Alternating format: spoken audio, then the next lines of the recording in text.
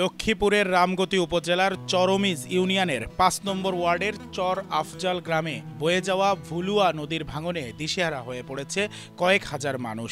ভাঙি যে আমাকে কোনো জায়গার জন্য অর্থ সম্মত না, আমরা যখন কোনো আনের জায়গা বিডার জায়গা থাকুন সেই কোনো সম্মত নাই। আর নদী ভাঙি যে আমার করে কি করবেন আপনারা?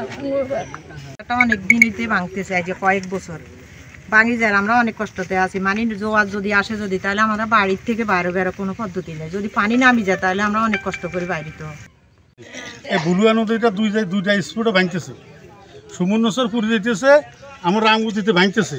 এ ভাঙার কারণে কয়েকটা ফ্যামিলি বিলীন হয়ে গেছে এখান থেকে, এখনও বিলুপ্ত হবার পথে।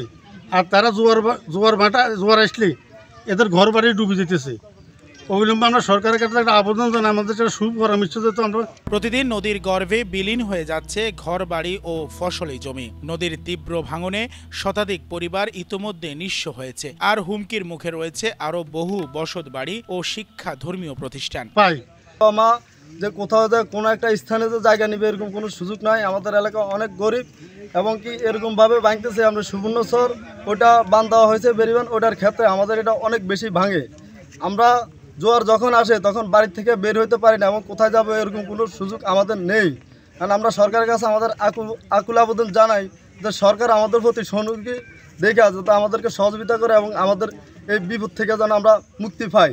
শনিবার দুপুরে ক্ষতিগ্রস্ত এলাকার মানুষজন মীর সমাজের ভুলুয়া নদীর পাড়ে মানববন্ধন কর্মসূচি পালন করেন। এ সময় স্থানীয় জনপ্রতিনিধি, সমাজের গণ্যমান্য ব্যক্তি, নারী ও শিক্ষার্থীরা উপস্থিত ছিলেন। বক্তারা বলেন, নোয়াখালীর সুবর্ণচর অংশে নতুন চর জেগে ওঠায় রামগতির অংশে ভাঙন ভয়াবহ আকার ধারণ করেছে। এতে নদীপাড়ের মানুষ দিশেহারা হয়ে পড়েছে। মানববন্ধনে বক্তারা সতর্ক করে বলেন, দ্রুত ব্লক বাঁধ নির্মাণ না করলে অচিরেই পুরো মীর সমাজ নদী গর্ভে বিলীন হয়ে যাবে। এতে প্রায় 10,000 মানুষের জীবন জীবিকা হুমকির মুখে পড়বে। কাঁচা আপনারা কইছেন এখান থেকে আমরা আরো পূর্ব দিকে অনেক জায়গা ছিল রামগতির জায়গা। এই রামগতির জায়গাটা বুলুয়ার নদী আমাদের পূর্ব দিকেতে ভাঙতে এখন রামগতি শুধু ভাঙিয়ে যাইতেছে। ফসলের জমি এমন বাড়িঘর সব ভাঙিয়ে যাইতেছে। এখন যদি সরকার এখান দিয়ে একটা বাঁধ করে দেয়, বাঁধ সিস্টেমে একটা বেড়ি হয়, তাহলে রামগতির জমি এবং বাড়িঘর থাকা ভাঙ্গা থেকে রক্ষা পাইব। আমরা সরকারের কাছে একটা আবদার করি যেন এখান দিয়ে একটা বেড়িবাঁধ করে দেয়।